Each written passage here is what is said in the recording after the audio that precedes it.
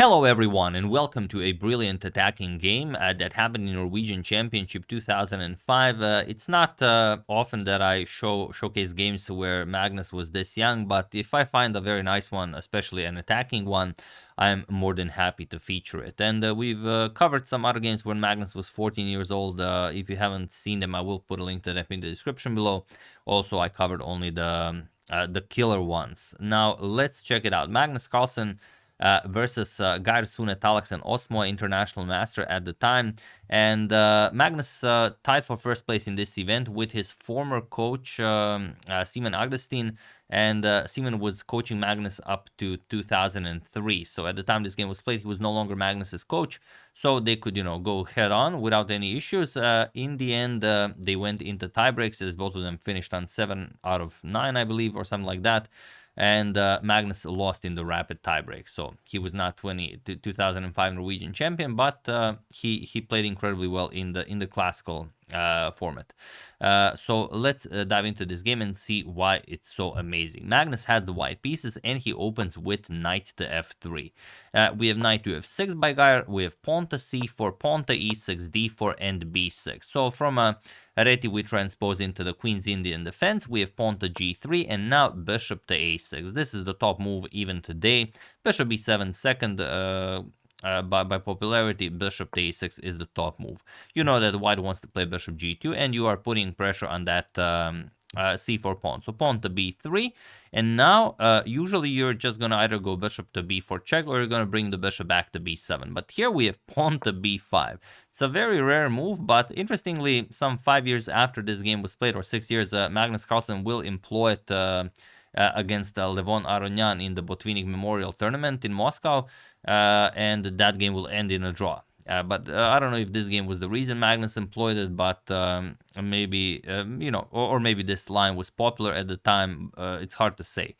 C captures on b5 by Magnus, bishop captures. We have bishop to g2 and now pawn to d5. Closing off this diagonal, we have castles and knight b to d7. Knight to c3, attacking the bishop, and bishop back to a6. So, okay, this diagonal has been closed, and the black slide score bishop is very useful on this diagonal. We have rook to e1 and bishop to d6. Magnus goes bishop to b2 and castles kingside by Geir.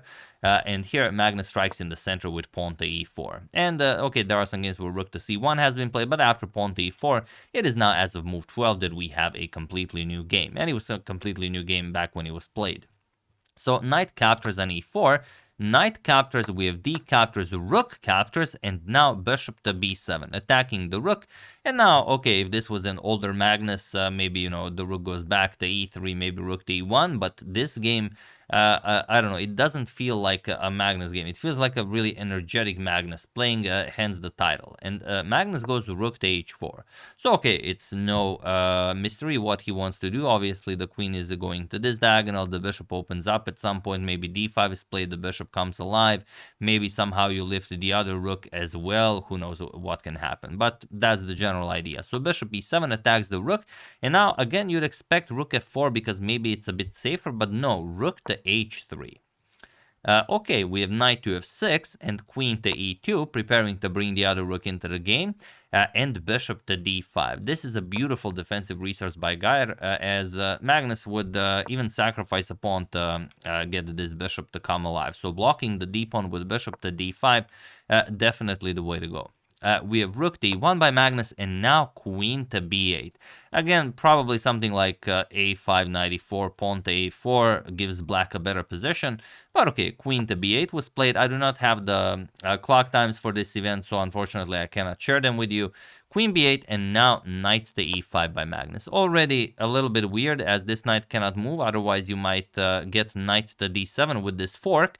So queen to b7, now putting pressure on the bishop, and Magnus trades. Bishop captures, queen captures, and now queen to c2. Okay, Magnus grabs hold of this diagonal, and the question is what to play here. Well, you could, dance around a bit, but best is to just play h6 and be done with it. Don't even allow Magnus to try any weird stuff. But here Geir played pawn to c5. He said, all right, my only weakness is the c7 pawn. Once I trade it off, then everything is perfectly fine. and my position has no weaknesses. Yes, your dark square bishop is a little bit better, but with my bishop here, and I'm gonna play h6 at some point, nothing to worry about here. However, Magnus grabs hold of the initiative. He plays knight to g4, and okay, the knight of course cannot be captured. Queen captures on h7 would be checkmate, so he just plays pawn to h6 and says, all right, now we're gonna capture, or we go bishop f6, whatever. It's perfectly fine for me. But Magnus throws in a rook to e5, attacks the black queen, and after queen to f3, now look at this. This is in the attack, this is in the attack, the knight is definitely in the attack, the queen is in the attack. The only piece that's not in the attack is bishop on b2, but you are expecting, of course, the position to open up, and that bishop becomes a valuable asset to the attack. Or maybe it doesn't. This is what I like. I like many things about this game, but I especially love the dark square bishop in this game. So Magnus starts sacrificing. He plays knight captures on h6. This comes with check, and you have to capture it. If you don't capture, you're just going to get checkmated if you step in front of the white rook. So g captures on h6, and the rook captures on h6. And now king to g7. Of course, you do not want to see rook to g5, so you play king to g7, and now if rook g5, you're just going to capture the rook on h6. So what do you play here? There aren't all that many ways Magnus can continue this game. What would you play here if this was your game? Even pause the video a little bit to figure it out, while I give you a couple of seconds.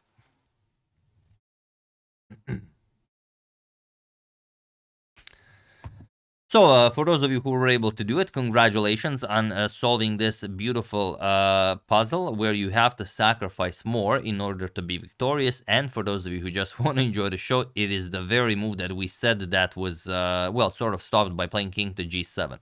Magnus played rook to g5, and he sacrifices the rook on h6.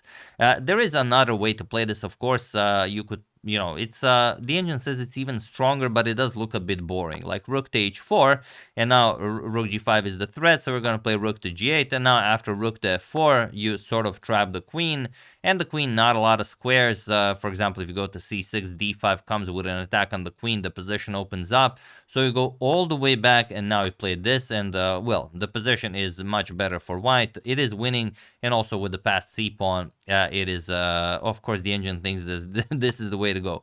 But Magnus goes to rook to g5 check. He sacrifices the rook on h6, and now look at this. King captures on h6, and what is the move that Magnus had in mind now? It only works, this rook sacrifice, if you know the next move, so there was no way for you to do it unless you see it. But I'm sure you guys see it. As you know, we've mentioned it already. What is my favorite piece in this game? The bishop on b2. So the bishop does not come alive by the removal of the d-pawn. It actually comes alive by claiming a lesser diagonal, if you will. But now, even though it's considered a lesser diagonal, look at this. The bishop, the queen, and the rook controlling the g7 square, that black king has 0 squares that it can go to. So now you might as well play anything. Like any move you play is a good move. Like your cat could make a move and it'd be a good move, because there are 0 good moves here for black. And look at this. C captures on d4 is played. C captures on d4 is not a good move objectively, but it's a good move potentially if Magnus falls for it. The trick is that if Magnus goes rook to f5, he discovers a check and then wants to win the queen. After queen to e3, yes, you will win the queen, but you already sacrificed a lot of material. And now after something like f captures, e captures on f5, let's say queen captures on f5, you will play rook f to c8, threatening the bishop, so you cannot just do any discoveries. Let's say bishop d2, you even close the position with d3.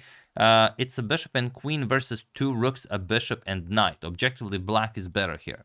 So Magnus has to find something better, and instead of this discovery, he goes for this discovery, rook to g4 with check.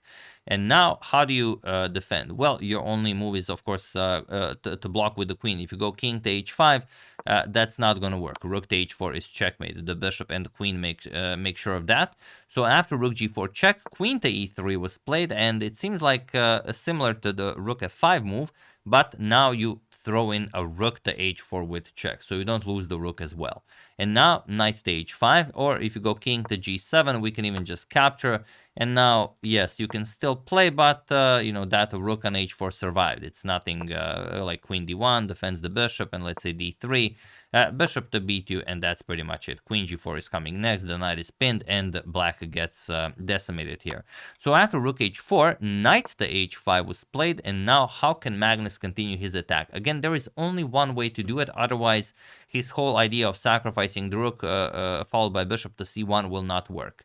Well, he has to continue happily sacrificing like a good old Mikhail Tal. Rook captures on h5, driving the black king further down the board so he can start attacking it from behind. King captures on h5, and now queen to h7 with check. King to g4, and finally f captures on e3.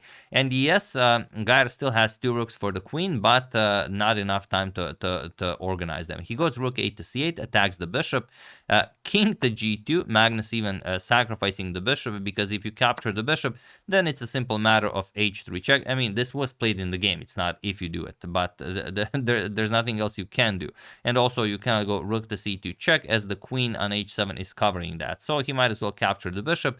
h3 check, king to g5. We have queen to g7 check, king f5. Pawn to g4 with check, only move king to e4, and now queen captures on d4 with checkmate. So beautiful, beautiful attacking game by 14-year-old Magnus Carlsen. Unfortunately for him, he lost one game. Like I said, he did get equal points as his old coach Simon Agdestein in the end, even though he had 7 wins and Simon had 6 wins, but Magnus also lost a game, so that was very unfortunate for him. But yeah, this is definitely a nice game to remember, and I mean, yeah, just checkmating the king on e4 with only your queen and the pawn, that is definitely something else. Opponent had to give up the queen to try and survive, but it did not go his way. So beautiful game by 14-year-old Magnus. Hope you guys enjoyed it, and like I said, if you enjoy such ravishing games by young Magnus, I will put a few other games like that in the description below. So do check that out as well. So yeah, hope you enjoyed it. I would like to thank Ryan Knus, Isaac Pino Katadao, Everett Mulder, Simon Maxen, and Stand By You for a contribution to my channel. Thank you a lot, I really appreciate it. As usual, you can check 2 of my previous videos here. Thank you all for watching, and I will see you soon, continuing to check up on your wonderful suggestions and whatever else happens in the chess world. Thank you all, I will see you soon, and have an excellent rest of your day.